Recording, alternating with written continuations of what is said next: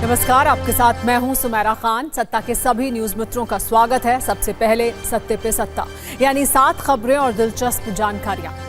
आज पहले हम आपको महाशिवरात्रि पर एक शहर में हुए महाक्लेश वाली वीडियो कुंजी दिखाएंगे, जहां शिव भक्तों पर पत्थर बरसाए गए, आगजनी हुई और कई लोग घायल हो गए। झारखंड के हजारीबाग में महाशिवरात्रि पर तनाव फैलाने वाले चेहरे आज सत्ता में आप देखिएगा। फिर कट्टरता के चैंपियन जाकिर नाइक की बात करेंगे, जो फिर पाकिस्तान में पहुंचा है, जहां भगोड़े उपदेशक ने जमात इस्लामी के नेताओं से मुलाकात की। लेकिन जाकिर नाइक चोरी चुपके लाहौर क्यों गया और कैसे अब पाकिस्तान की पुलिस ने चैंपियंस ट्रॉफी में विदेशी खिलाड़ियों की टेंशन बढ़ा दी है, ये भी बताएंगे।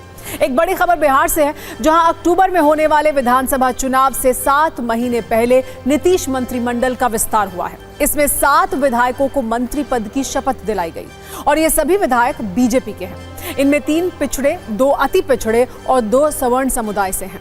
उधर आम आदमी पार्टी ने पंजाब से राज्यसभा सांसद संजीव अरोड़ा को लुधियाना वेस्ट विधानसभा सीट पर उपचुनाव के लिए कैंडिडेट बनाया है। इस फैसले के बाद कांग्रेस और बीजेपी का दावा है कि आप अब अरविंद केजरीवाल को राज्यसभा भेजेगी। हालांकि आम आदमी पार्टी ने इन दावों को सिरे से खारिज किया है। आज सत्ता में हम आपको अमेरिका के राष्ट्रपति डोनाल्ड ट्रंप का नागरिकता वाला शोरूम भी दिखाएंगे। ट्रंप ने अमेरिका में अमीरों के लिए एक गोल्ड कार्ड ऑफर निकाला है, जिसके तहत 44 करोड़ दो और अमेरिका की नागरिकता लो। आज एक दिलचस्प कुंजी हमने इस पर भी तैयार की है। आज महाशिवरात्रि पर स्नान के साथ आस्था के महाकुंभ का समापन हो रहा है। आखिरी दिन भी बड़ी संख्या में श्रद्धालुओं ने संगम में डुबकी लगाई। सरकारी दावे के अनुसार इस बार 65 करोड़ से ज्यादा लोगों ने महाकुंभ में स्नान किया है। 4 धाम यात्रा पर जाने के इच्छुक न्यूज मित्रों के लिए भी शुभ समाचार है। 4 धाम यात्रा शुरू होने की तारीख आ गई है और ये है 30 अप्रैल, जब अक्षय तृतीया के पर्व पर गंगोत्री और यमुनोत्री धाम के कपाट खुलेंगे। 2 मई को केदारनाथ धाम और 4 मई को बद्रीनाथ धाम के कपाट खोले जाएंगे। सत्ता में सबसे पहले बात करते हैं शांति और सौहार्द के ऐसे दुश्मनों की, ऐसे उपद्रवियों की, जो महाशिवरात्रि के दिन भी शांत नहीं रहे। पूरा देश आज शिव की भक्ति में लीन है। वहीं देश में कुछ ऐसे लोग हैं जो अपनी नफरत की आग से सबको जला रहे हैं। इसके वीडियो सबूत आज हम आपको दिखा रहे हैं। इसकी लोकेशन भी बताएंगे, इन चेहरों से आपको मिलवाएंगे, इस वीडियो की पूरी हकीकत भी बताएंगे। लेकिन पहले ये जानिए कि आज महाशिवरात्रि की सुबह कैसे एक शहर जलने लगा, कांपने लगा। महाशिवरात्रि पर आग और पत्थर वाला महाक्लेश देखने को मिला है। सबूत आप इस वीडियो में भी देख सकते हैं। महाशिवरात्रि पर मदरसे के पास भगवा झंडा लगाने पर महासंग्राम छिड़ गया। महाशिवरात्रि पर हर वर्ष की तरह इस बार भी 52 फीट का भगवा झंडा लगाया गया, जिसके बाद मजहबी अड़ंगा डाला गया और अंजाम आपके सामने है। अचानक महाशिवरात्रि पर गली गली भजन कीर्तन के दुश्मन घूमने लगे, आग लगाने लगे, नारेबाजी करने लगे, माहौल को बिगाड़ने में जुट गए। महाशिवरात्रि पर मदरसे की पास की छत से पथराव शुरू हो गया। वैसे देखा जाए तो ऐसे वीडियो पहले जम्मू कश्मीर में देखे जाते थे, आजकल बांग्लादेश में देखे जा रहे हैं। लेकिन सच्चाई यह है कि नफरत फैलाने और मजहबी उन्माद पैदा करने वाला ये वीडियो झारखंड के हजारीबाग का है।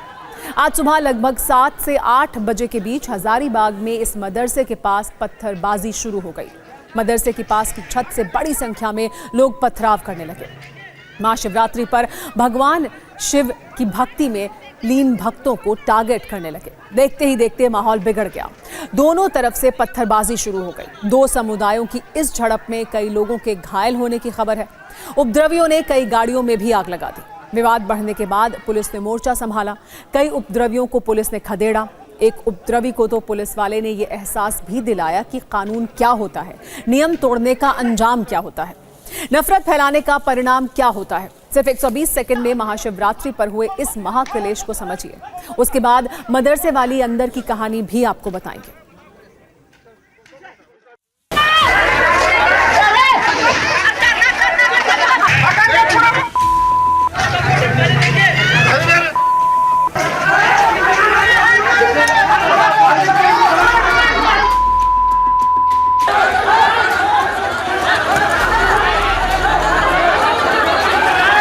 पूरा कोऑपरेट कीजिए प्रशासन के साथ, पुलिस के साथ, और हम लोग भी नहीं चाहते हैं कि बिना मतलब का किसी को भी कोई परेशानी हो।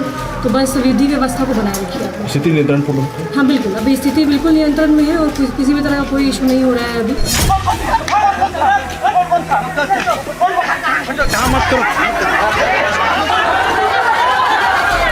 समुदाय शांत रहें, अपने अपने समुदाय को समझावें और किसका क्या गलती है। जो निर्दोष है उसको सज़ा मिलना चाहिए, जो निर्दोष नहीं है उसको सज़ा से प्रशासन को काम है उसको बचाना भी चाहिए। ऐसा नहीं कि निर्दोष व्यक्ति फंस जाए और सज़ा का भागी बने।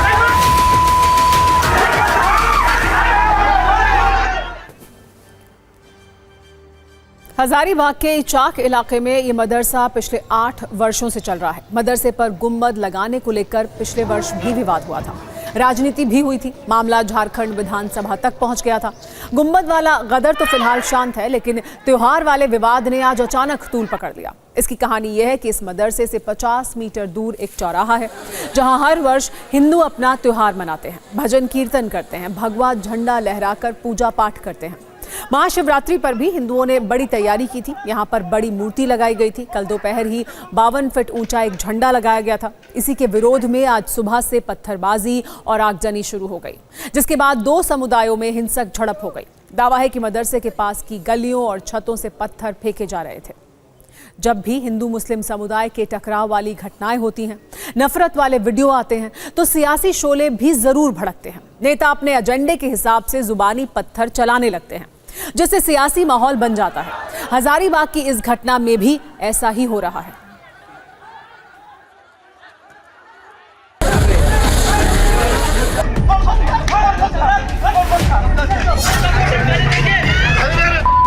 मैंने एसपी को कहा है कि टैक्टफुली डील कीजिए।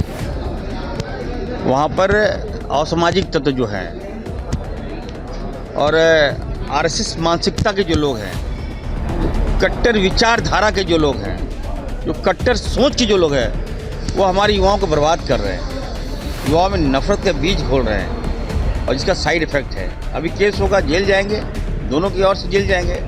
लाभ भाजपा को मिलेगा, लेकिन जेल तो हमारे बच्चे जाएंगे।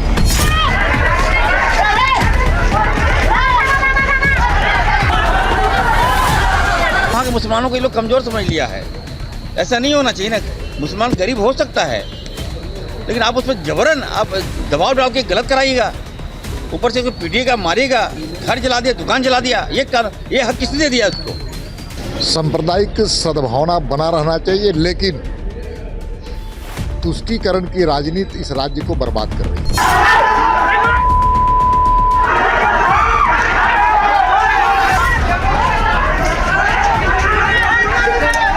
जो लोग कानून हाथ में लिए हैं वो बचेंगे नहीं और बख्शेंगे भी नहीं। हम याद रखिएगा, आप जबरन आप कहिएगा किसी गांव में जाके बोलिएगा कि नहीं हम माइक लगाएंगे, ये कौन सा तरीका है भाई? उनको सचेत करना चाहते हैं कि हमारे सनातन धर्मियों पर यदि किसी भी प्रकार का तुम हमला करते हो, लांछन लगाते हो, तो बर्दाश्त नहीं किया जाएगा। इलाज चाहते हैं और यूपी में इनका इलाज ठीक ढंग से चल रहा है। झारखंड में जब तक इलाज नहीं होगा ये सुधरने वाले नहीं।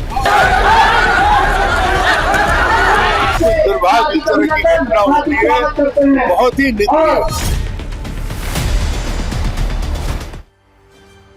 सत्ता में दिखाएंगे, जहां जाकिर नायक और जमात इस्लामी के नेताओं की मुलाकात हुई है। दोनों ने एक दूसरे की शान में कसीदे पढ़े हैं और ये सब कुछ उसी पाकिस्तान में हुआ है जहां पिछले वर्ष जाकिर नायक की बेइज्जती के पोस्टर छापे गए थे और वैचारिक तौर पर जबरदस्त धुलाई भी हुई थी। इसका मतलब यह है कि पाकिस्तान इस वक्त सिर्फ आईसीसी चैंपियंस ट्रॉफी को होस्ट नहीं कर रहा है, जिसकी लोकेशन कराची, लाहौर और रावलपिंडी में है, बल्कि लाहौर में एक और मीटिंग हुई है जिसकी बहुत चर्चा है। और ये मीटिंग नफरत के चैंपियन जाकिर नायक और जमाते इस्लामी के नेताओं के बीच हुई है। लेकिन दावा यह किया जा रहा है कि इस बार जाकिर नायक अपनी बेइज्जती के डर से बहुत चोरी चुपके पाकिस्तान गया है, ताकि उसकी पिछली बार की तरह की फजीहत न हो। खबरों के अनुसार मंगलवार को लाहौर एयरपोर्ट पर जाकिर नायक का विमान लैंड हुआ। बहुत गोपनीय तरीके से जाकिर नायक अपने बेटे के साथ पाकिस्तान पहुंचा। लाहौर एयरपोर्ट पर ही जमात इस्लामी के अमीर ने जाकिर नायक का वेलकम किया। फिर जाकिर नायक लाहौर के मंसूरा में स्थित जमात इस्लामी के मुख्यालय गया।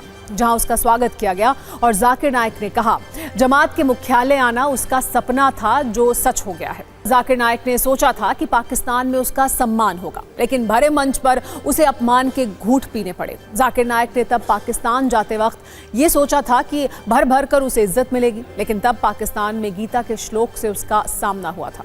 हेट स्पीच के चैंपियन ने तब ये भी सोचा था कि जब वो मंच पर अपने नफरत वाला ज्ञान देगा तो उसकी वाहवाही होगी, लेकिन वहां उसे एक पश्तून लड़की ने आईना दिखाया था। बॉलीवुड फिल्म दीवार में महानायक अमिताभ बच्चन का एक डायलॉग था कि मैं आज भी फेंके हुए पैसे नहीं उठाता, लेकिन अगर आपके पास 44 करोड़ रुपए हैं तो डोनाल्ड ट्रंप के सामने इन पैसों को फेंककर आप नागरिकता हासिल कर सकते हैं, अमेरिका के नागरिक बन सकते हैं। जिस अमेरिका की नागरिकता हासिल करने के लिए वर्षों का इंतजार करना पड़ता है, वहां 44 करोड़ रुपए में आप कुछ ही दिनों में नागरिकता खरीद सकते हैं और वहां के सम्मानित नागरिक बन सकते हैं। अमेरिका को महान बनाने का दावा करने वाले राष्ट्रपति ट्रंप अपने देश को धनवान बनाने के लिए नागरिकता की सेल लगाकर बैठे हैं। उन्होंने कल यह ऐलान किया है कि $5 मिलियन यानी करीब 44 करोड़ रुपए फीस देकर दुनिया को कोई भी व्यक्ति महान नागरिक बन सकता है। बस उसकी जेब बड़ी होनी चाहिए और उसमें डॉलर के खनकने की आवाज होनी चाहिए। ट्रंप ने मंगलवार को गोल्ड कार्ड नाम से एक नए वीजा प्रोग्राम को शुरू करने का ऐलान किया है। ट्रंप ने गोल्ड कार्ड को EB-5 वीजा प्रोग्राम का विकल्प बताया है। ये कहा है कि भविष्य में 10 लाख गोल्ड कार्ड बेचे जाएंगे। एक गोल्ड कार्ड की कीमत $5 मिलियन यानी करीब 44 करोड़ रुपए होगी। फिलहाल अमेरिकी नागरिकता के लिए EB-5 वीजा प्रोग्राम सबसे आसान रास्ता है। इसके लिए लोगों को $1 मिलियन यानी करीब 8 करोड़ 75 लाख रुपए देने होते हैं। डोनाल्ड ट्रंप 44 करोड़ रुपए वाले इस गोल्ड कार्ड की सेल लगाकर काफी खुश हैं और ये दावा कर रहे हैं कि ये गोल्ड कार्ड अमेरिकी नागरिकता के रास्ते खोलेगा। इसे खरीदकर लोग अमेरिका के नागरिक बनेंगे, बहुत ज्यादा टैक्स भरेंगे और इससे राष्ट्रीय कर्ज का भुगतान जल्द हो सकता है। मतलब ट्रंप कर्ज चुकाने के लिए गोल्ड कार्ड वाली नागरिकता का शोरूम खोल रहे हैं। एक बार सुनिए उन्होंने क्या क्या कहा। We're going to be selling a gold card. You have a green card. This is a gold card. We're going to be putting a price on that card of about $5 million, and that's going to give you green card privileges plus. It's going to be a route to citizenship, and wealthy people will be coming into our country by buying this card. They'll be wealthy, and they'll be successful, and they'll be spending a lot of money and paying a lot of taxes and employing a lot of people. And we think it's going to be extremely successful. वैसे तो दुनिया के धनवान देशों में America 10वें number पर है। अमेरिका में प्रति व्यक्ति वार्षिक आय करीब 33 लाख रुपए के करीब है, लेकिन कुछ तो मजबूरियां रही होंगी। यूं ही कोई नागरिकता नहीं बेचता। ट्रंप ने गोल्ड कार्ड प्रोग्राम को शुरू करते हुए कहा कि गोल्ड वीजा कार्ड नागरिकों को ग्रीन कार्ड जैसा स्पेशल अधिकार देगा। अगले 2 हफ्ते में गोल्ड कार्ड शुरू कर दिया जाएगा। अमेरिका में फिलहाल नागरिकता हासिल करने के लिए ग्रीन कार्ड सबसे बेहतर विकल्प है। ग्रीन कार्ड में रोजगार, पारिवारिक स्पॉन्सर या निवेश के माध्यम से अमेरिका की नागरिकता मिलती है, जबकि अब गोल्ड कार्ड में सीधे 44 करोड़ रुपए चुकाओ और नागरिकता पाओ। मौजूदा ग्रीन कार्ड की व्यवस्था 1990 से लागू है। वैसे एक बात और समझ लीजिए कि ट्रंप का गोल्ड कार्ड वाला ऑप्शन पहले से मौजूद है, लेकिन वो थोड़ा सस्ता है, जिसे ट्रंप अब महंगा करके बेचने वाले हैं। इसमें कुछ सुविधाएं भी अब बढ़ा दी जाएंगी। अमेरिका पहले से ही एक इन्वेस्टर वीजा प्रोग्राम चलाता है, जिसे EB-5 वीजा प्रोग्राम कहते हैं। इसके तहत अमेरिका व्यापारियों को EB-5 यानी इन्वेस्टर वीजा देता है। अमेरिका में आपको इसके लिए कम से कम $5 लाख का निवेश करना पड़ता है। अमेरिका एक वर्ष में 10,000 EB-5 वीजा जारी करता है, लेकिन हर एक वीजा के लिए कम से कम 23,000 अर्जियां आती हैं। यानी अमेरिका के लिए वीजा की मारामारी है। शायद इसी अवसर को देखते हुए ट्रंप ने $50 लाख वाला गोल्ड कार्ड लॉन्च कर दिया है। अब सवाल यह है कि भारतीयों पर इसका क्या असर पड़ेगा। भारत के योग्य लोग जो अमेरिकी नागरिकता चाहते हैं, उनकी परेशानी बढ़ेगी। फिलहाल भारत के सबसे ज्यादा लोग H-1B वीजा के जरिए ग्रीन कार्ड हासिल करते हैं। H-1B वीजा में अमेरिका में रहकर काम करने की इजाजत मिलती है, लेकिन भारत के सबसे अमीर लोगों के लिए ट्रंप का gold card visa game changer साबित हो सकता है। भारत के सुपर रिच इस शॉर्टकट का लाभ उठा सकते हैं। कुछ दिन पहले ही दिल्ली के पास गुरुग्राम में DLF द कैमेलियास में 190 करोड़ रुपए में फ्लैट बेचने की खबर आई थी। इस सोसाइटी में एक एक फ्लैट की कीमत 100 करोड़ रुपए है। यानी जितने में आप एक फ्लैट खरीदेंगे उतने में अमेरिका की नागरिकता 2 बार ली जा सकेगी। वहां 50 करोड़ में अच्छा खासा बड़ा घर भी खरीदा जा सकता है। यानी बिजनेसमैन से राष्ट्रपति बने ट्रंप ने गोल्ड कार्ड की दुकान अमीरों के लिए खोली है। जो पैसा फेंकेंगे वो अमेरिका के नागरिक बनेंगे। वैसे अमेरिका दुनिया का एक इकलौता देश नहीं है जो पैसे लेकर नागरिकता बेच रहा है। कई ऐसे आर्थिक रूप से पिछड़े देश हैं जो पैसे लेते हैं और नागरिकता बेचते हैं, जिसमें सेंट किट्स एंड नेविस शामिल है, Saint Lucia, Dominica, Grenada, Antigua and Barbuda, तुर्की, मोंटेनेग्रो, माल्टा और ऑस्ट्रिया जैसे देश इसमें शामिल हैं। वैसे कई ऐसे देश भी हैं जो नागरिकता देने के नाम पर निवेश करवाते हैं। बीबीसी की एक रिपोर्ट के मुताबिक 90 के दशक में ब्रिटेन समेत कई देशों ने एक खास कीमत पर नागरिकता देनी शुरू की। ब्रिटेन में नागरिकता हासिल करने के लिए करीब $25 लाख यानी 22 करोड़ रुपए के निवेश की शर्त रखी गई। न्यूजीलैंड नागरिकता के लिए $15 लाख यानी 13 करोड़ रुपए की रकम वसूलता है। आज की तारीख में साइप्रस से लेकर सिंगापुर तक करीब 23 ऐसे देश हैं जो निवेश के बदले में नागरिकता देते हैं। यूरोपीय यूनियन के आधे सदस्य ऐसा कोई ना कोई कार्यक्रम चलाकर निवेशकों को अपने यहाँ पैसा लगाने के लिए आकर्षित करते हैं। अब इस खबर का नजरिया 9 भी जान लीजिए। इस पूरे मामले में सवाल यह भी है कि पैसे देकर खरीदी गई नागरिकता में राष्ट्र प्रेम की भावना कितनी गहरी होगी। जिस व्यक्ति ने धन के बल पर किसी देश की नागरिकता हासिल की है, उसका अपने देश के प्रति कितना लगाव होगा। क्या वह व्यक्ति सीमा पर जाकर युद्ध लड़ पाएगा या किसी मुश्किल घड़ी में अपने देश के साथ खड़ा रह पाएगा। ऐसा लगता है कि ट्रंप 44 करोड़ रुपए लेकर अमीरों को एक प्रोडक्ट बेच रहे हैं, मानो उन्होंने नागरिकता की सेल लगा दी हो। लेकिन नागरिक होने की भी एक गरिमा होती है, एक मर्यादा होती है। नागरिकता बेचने का नहीं, महसूस करने का विषय है। ट्रंप को यह ध्यान रखना होगा कि भले ही वो पैसा लेकर नागरिकता की गारंटी दे रहे हो, लेकिन ऐसे नागरिकों की खुद की कोई गारंटी नहीं है।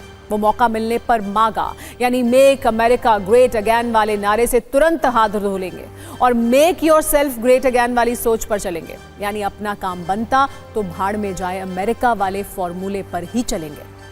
अब बात आज के रिमाइंडर की, जिसमें काम करने वालों के लिए आराम करने के अधिकार की बात शामिल है।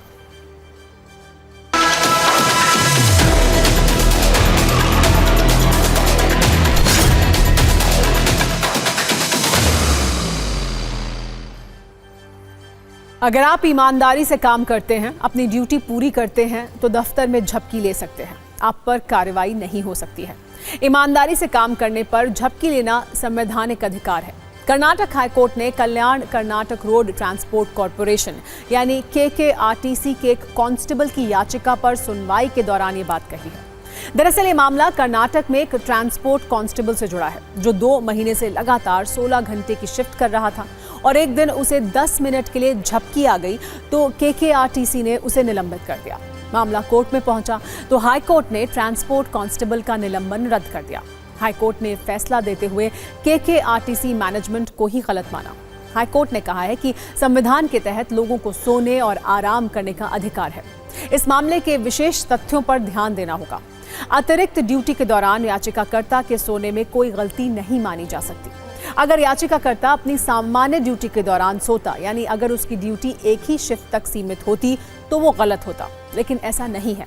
उससे अतिरिक्त काम करवाया जा रहा था। ऐसे में झपकी आ जाना कोई अपराध नहीं है। याचिकाकर्ता चंद्रशेखर को 13 मई 2016 को कोप्पल डिवीजन में कर्नाटक स्टेट ट्रांसपोर्ट कांस्टेबल के रूप में नियुक्त किया गया था।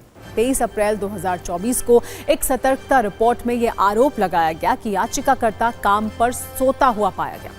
1 जुलाई 2024 को चंद्रशेखर को निलंबित कर दिया गया, जिसके बाद अब यह फैसला आया है। वैसे कर्नाटक हाईकोर्ट का यह फैसला उन लोगों के लिए है जो दफ्तर में ईमानदारी से अपना काम करते हैं। उन लोगों के लिए नहीं है जो दफ्तर में आंख तो खोल कर रखते हैं, लेकिन होते वो गहरी नींद में हैं, यानी काम को देखकर भी अनदेखा कर देते हैं। ऐसे लोग अगर कर्नाटक हाईकोर्ट के फैसले को पढ़कर खुश हो रहे हो तो वो सिर्फ नींद में ही नहीं, गलतफहमी में भी हैं। सत्ता में अब बात करते हैं महाकुंभ की, जिसकी चर्चा महाशिवरात्रि पर आखिरी स्नान को लेकर खूब हो रही है। इस चर्चा के साथ साथ महाकुंभ पर 144 वर्ष वाली बहस भी छिड़ी हुई है। इस बहस की शुरुआत हुई है पश्चिम बंगाल की मुख्यमंत्री ममता बनर्जी के एक बयान के साथ। जिसमें उन्होंने बीजेपी पर यह आरोप लगाया है कि सिर्फ पब्लिसिटी करके भीड़ जुटाने के लिए 144 साल का जिक्र किया गया। उन्होंने कहा है कि 144 साल बाद महाकुंभ वाली बात सही नहीं है, सिर्फ भीड़ जुटाने का तरीका है। बीजेपी ने भी इसका जवाब दिया है, जबकि योगी आदित्यनाथ इस पर पहले ही एक विवादित बयान दे चुके हैं। आप ये रील देखिए, इससे आपको ये पूरा राजनीतिक क्लेश समझ में आ जाएगा।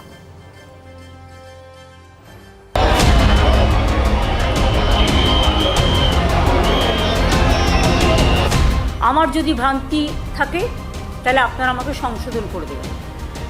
144 বছর পরে কুম্ভ হচ্ছে, এটা ঠিক নয়। মিডিয়াকে কন্ট্রোল করছেন বলে ওয়ান সাইডেড অনেক মানুষ অ্যাক্সিডেন্টে মারা গেছেন, যে পরিবারগুলো 6টা জায়গায় পদপিষ্ট হয়ে মারা গেছেন। আমি যারা কুম্ভে স্নান করছে আমি কিচ্ছু বলবো না, তাদের প্রতি আমার সম্মান আছে। ममता दीदी को हिंदू धर्म त्याग करके, हिंदू धर्म परित्याग करके दूसरा धर्म में चल जाना चाहिए, क्योंकि वो भारत का 100 करोड़ हिंदू को जिस टाइप का वो बेइज्जत कर रहे हैं हर दिन, लेकिन इस टाइप बात कोई नहीं करते।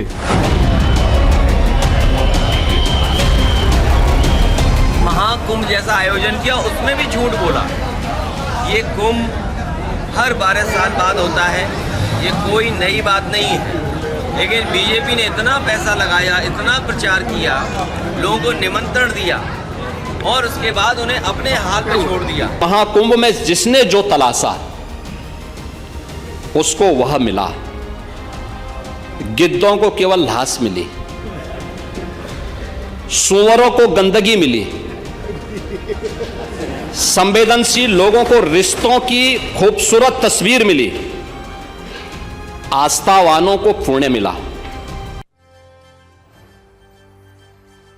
अब आपको सीएजी रिपोर्ट वाली बात बताते हैं, जहां से महाकुंभ पर 144 वर्ष वाला विवाद शुरू हुआ। 2013 महाकुंभ की सीएजी रिपोर्ट से आप इसे समझ सकते हैं, जिसमें साफ साफ इसका जिक्र है कि इलाहाबाद में माघ महीने में आयोजित मेलों को धार्मिक महत्व के कर्म में बांटा गया है। महाकुंभ मेला हर 144 साल में, पूर्ण कुंभ हर 12 साल में, अर्ध कुंभ हर 6 साल में और माघ मेला हर साल गंगा यमुना के तट पर लगता है। यह भी लिखा है कि महाकुंभ मेला 14 जनवरी 2013 से 10 मार्च 2013 तक इलाहाबाद में आयोजित किया गया था। यानी रिपोर्ट में महाकुंभ मेले की जो परिभाषा दी गई है, उसके अनुसार 2013 में ही जो महाकुंभ हुआ था वो 144 वर्ष के बाद हुआ। ऐसे में 2025 के कुंभ को लेकर 144 वर्ष वाले नैरेटिव का सच क्या है? यही सवाल ममता बनर्जी से लेकर अखिलेश यादव तक पूछ रहे हैं। महाराष्ट्र की प्रसिद्ध शनि शिंगणापुर मंदिर की ये मंदिर वैसे तो भगवान शनि की कृपा और शनिदेव के भक्तों की अपार श्रद्धा के लिए मशहूर है, लेकिन इन दिनों इस मंदिर की चर्चा की वजह तेल है, वही तेल जो शनिदेव को चढ़ाया जाता है। चर्चा की वजह है शिंगणापुर मंदिर ट्रस्टी बोर्ड का अच्छी क्वालिटी या फिर कहें कि ब्रांडेड तेल वाला निर्णय। सत्ता के सभी न्यूज़ मित्रों को पहले इस निर्णय के बारे में आइए बता देते हैं, उसके बाद इस खबर के दूसरे पहलुओं पर भी बात करेंगे। फैसला यह है कि महाराष्ट्र के शनि शिंगणापुर मंदिर में सिर्फ ब्रांडेड तेल का इस्तेमाल होगा। ऐसा कहा जा रहा है कि मिलावटी तेल से अभिषेक करने की वजह से शनिदेव की प्रतिमा खराब हो रही है। शनिदेव की मूर्ति को खराब क्वालिटी के तेल से बचाने के लिए ब्रांडेड तेल वाला ये फैसला किया गया है। शिंगणापुर मंदिर ट्रस्टी बोर्ड की बैठक में यह फैसला हुआ कि 1 मार्च से शनिदेव की मूर्ति के अभिषेक का नया नियम लागू होगा। इसके अलावा श्रद्धालुओं की तरफ से लाए गए तेल में अगर कोई संदेह होता है तो उसे किसी भी हालत में स्वीकार नहीं किया जाएगा। तेल को टेस्टिंग के लिए भारतीय खाद्य सुरक्षा प्राधिकरण के पास भेजा जाएगा।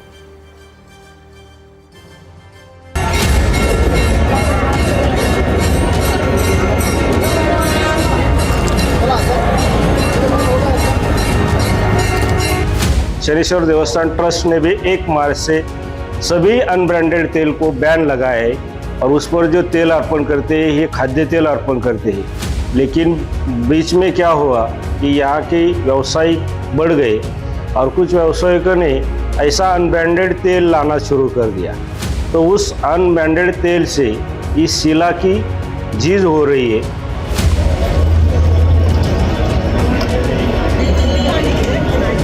भगवान शनिदेव के देश के सबसे बड़े और मनोकामनाओं को पूरा करने वाले देवस्थान शनि शिंगणापुर मंदिर प्रशासन और ग्राम पंचायत के इस निर्णय के बाद अब भक्तों को सिर्फ ब्रांडेड तिल के तेल का ही अर्पण शनि भगवान की शिला पर करना होगा।